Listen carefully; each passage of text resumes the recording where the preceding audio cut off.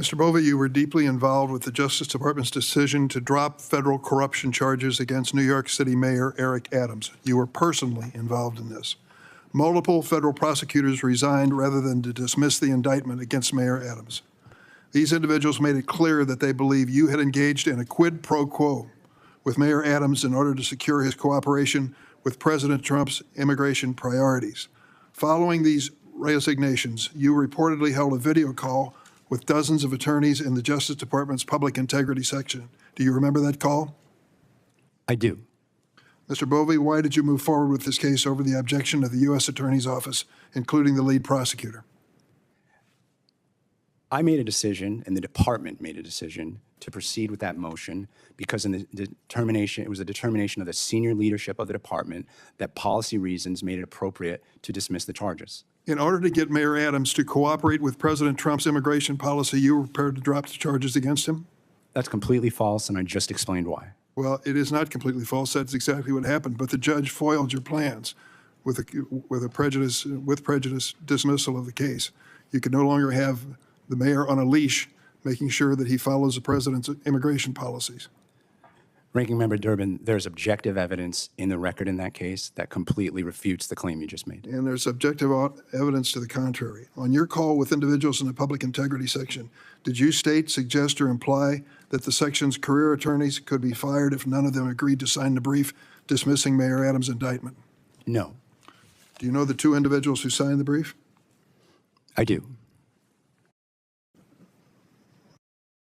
Edward Sullivan, one of them? Yes. Antoinette Bacon, another? That's correct. Did you state, suggest, or imply that any individual who agreed to sign the brief would be rewarded? I'm sorry, I don't follow the question. Well, you needed somebody to sign that brief, and those two stepped forward. Was there any suggestion they be treated any differently because of it? No. Which attorney, I've already asked this question. Have either of these attorneys been promoted since this occurrence? Not to my knowledge, no. Mr. Bovee, in January 2022, you co-authored an article for Law 360 in which you described domestic terrorism as, quote, a national security issue. You then cited charges brought against attendees of the August 2017 Unite the Right white supremacist rally in Charlottesville and against members of the Proud Boys and Oath Keepers relating to the January 6th insurrection at the Capitol.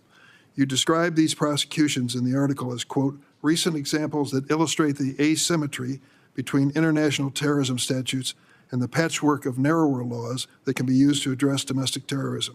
Mr. Bovee, do you stand by your characterization of the 2017 Unite the Right rally and January 6th as domestic terrorism? I stand by what I said in the article. You directed Ed Martin, the failed nominee to serve as U.S. Attorney for the District of Columbia, to fire dozens of line prosecutors who had worked on the January 6th case. You also sought the names of thousands of FBI employees who'd worked on investigations into January 6 rioters, accused these career public servants of, quote, weaponization, close quote, of the FBI. Mr. Bovee, did you order the removal of anyone who investigated or prosecuted rioters who assaulted law enforcement officers on January 6? So, Ranking Member Durbin, with respect to the prosecutors that you just referenced, there was a decision that was made in response to moves by the prior administration to embed temporary assistant United States attorneys who were brought to the district for purposes of the January 6 cases into that office as permanent employees, in many instances after the 2024 election. When I found out about that, I found it to be unacceptable from the perspective of the management of that office and the need for the permanent U.S. attorney put forth by the President and by Attorney General Bondi to manage the office and to staff it. The attorneys that were terminated were on probationary status. I was advised, I did not make this decision alone, that— Mr. Bovee, this doesn't square with your own words. I have in my hand here the memorandum that you prepared on January 31st, 2025 to U.S. attorneys and others, in which you made it clear this was about more than provisional employees being dismissed. Let me read what you wrote. In an executive order issued on January 20th, 2025, President Trump appropriately characterized that work as having involved a grave national injustice that's been perpetrated upon the American people over the last 4 years.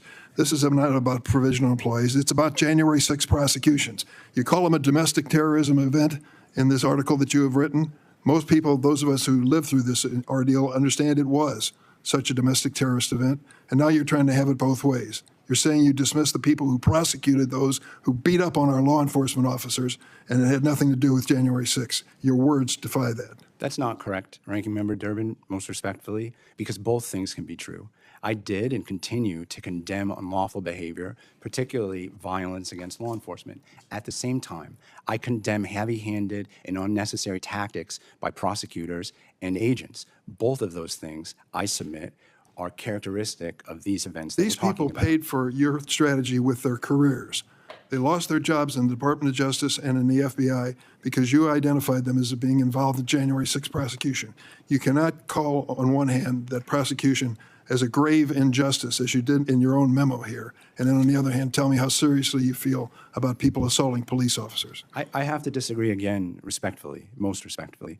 No FBI agents, to my knowledge, were terminated in connection with the list that's referenced in that memo. What I requested was some information about who had participated so that I could begin, and the department could begin a process of reviewing the events to identify whether there were the types of heavy-handed tactics that I just referenced. That process. I have one last question here. Do you support President Trump's full and unconditional pardon of January 6 rioters who violently assaulted law enforcement officers?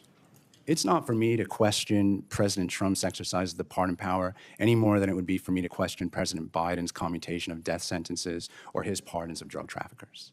What you just watched is more than a tense back and forth. It's a revealing look at how power, law enforcement, and political priorities can collide inside the Justice Department. At the center of this exchange is Dick Durbin pressing a Trump-era DOJ nominee over decisions that go straight to the heart of prosecutorial independence.